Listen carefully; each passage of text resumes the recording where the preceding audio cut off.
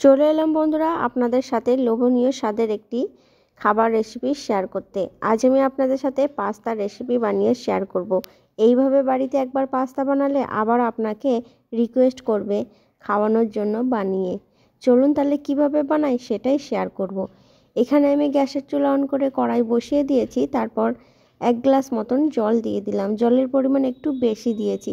তারপর জলটা যখন ভালো করে গরম হয়ে যাবে তখন আমি পাস্তাগুলো দিয়ে দেব। আপনারা চাইলে 1 চামচ মতন সাদা তেল দিয়ে নিতে পারেন।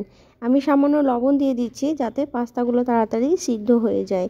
লবণ দিয়ে ভালো করে মিশিয়ে নেব, তারপর ভালো করে সিদ্ধ করে নিতে হবে। পুরো রেসিপির ভিডিওটা দেখার জন্য অনুরোধ রইল। এখানে আমি নিয়েছি পেঁয়াজ, কাঁচা লঙ্কা, টমেটো, এগুলোকে ছোট ছোট করে কেটে নেব। আবারও আমি পাস্তাগুলোকে দেখে নিচ্ছি। এই যে বন্ধুরা, প্রায় সিদ্ধ হয়ে গেছে। খুবই কম সময়ে আপনাদের সাথে বানিয়ে শেয়ার করার চেষ্টা করব, তাই আপনারা পুরোটা দেখতে থাকুন এবং সঙ্গে থাকুন। আশা করছি বন্ধুরা ভালো লাগবে।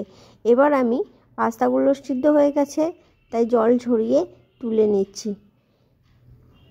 এখানে একটা থালা নিয়েছি বন্ধুরা, থালার মধ্যে নিয়ে নিলাম। তারপর ভালো করে ঠান্ডা করে নেব। আবারও আমি গ্যাসের চুলা অন করে কড়াই বসিয়ে দিয়েছি এবং কড়াইটা পরিষ্কার করে নিয়েছি। কড়াইয়ের মধ্যে দিয়ে দিয়েছি সাদা তেল। তেল গরম করে নেওয়ার পর ভালো করে দিয়ে দিলাম গোটা জিরে ফোড়ন। এবার আমি যে কাঁচা লঙ্কা, পেঁয়াজ এবং টমেটো ছোট ছোট করে কুচি করে নিয়েছিলাম সেগুলোকে ভেজে নেব। প্রথমে কাঁচা লঙ্কা কুচি দিয়ে দিলাম, তারপর কিছুক্ষণ ভেজে নিচ্ছি। তারপর আমি দিয়ে দেব পেঁয়াজ কুচি। দুটো মাঝারি সাইজের পেঁয়াজ কুচি করে নিয়েছি, পেঁয়াজ কুচি দিয়ে দিলাম। এবার কাঁচা লঙ্কা, পেঁয়াজ কুচি ভালো করে ভেজে নেব। পেঁয়াজের যে কাঁচা কাঁচা ভাবটা আছে সেটা চলে গেলে তারপর আমি টমেটো দিয়ে দেব। তার আগে পেঁয়াজ খুব ভালো করে ভেজে নিচ্ছি। আজকে শেয়ার করা রেসিপির ভিডিওটা ভালো লাগলে বন্ধুরা অবশ্যই একটা লাইক ও কমেন্ট করবেন। এবার দিয়ে দিলাম 1/2 চামচ মতন হলুদের গুঁড়ো। হলুদ গুঁড়ো দিয়ে কাঁচা লঙ্কা, পেঁয়াজ কিছুক্ষণ ভেজে নেব। নতুন বন্ধু যারা আছেন এখনও চ্যানেলটিকে সাবস্ক্রাইব না করে থাকলে পরবর্তী রেসিপির ভিডিও দেখতে চাইলে এবং আমার শেয়ার করা রেসিপির ভিডিও ভালো লাগলে অবশ্যই চ্যানেলটিকে সাবস্ক্রাইব করে পাশে থাকবেন। এবার আমি দিয়ে দিলাম বন্ধুরা টমেটো। টমেটো দিয়ে একসাথে খুব ভালো করে ভেজে নিতে হবে। এবার দিয়ে দেব লবণ, তার সাথে দিয়ে দিচ্ছি লঙ্কার গুঁড়ো। 1/2 চামচের একটু বেশি লঙ্কার গুঁড়ো দিয়ে দিলাম। তারপর খুব ভালো করে ভেজে নেব যতক্ষণ না টমেটো ভালো করে ভাজা হয়ে যাচ্ছে এবং মশলার কাঁচা গন্ধটা চলে যাচ্ছে। তারপর মশলা থেকে তেল ছাড়তে শুরু করলে এখানে আমি কিছু আরও উপকরণ নিয়েছি, যেমন দিয়ে দিলাম red chilli sauce, green chilli sauce, তার সাথে দিয়ে দিচ্ছি আমি 1/2 চামচ মতন সয়া সস।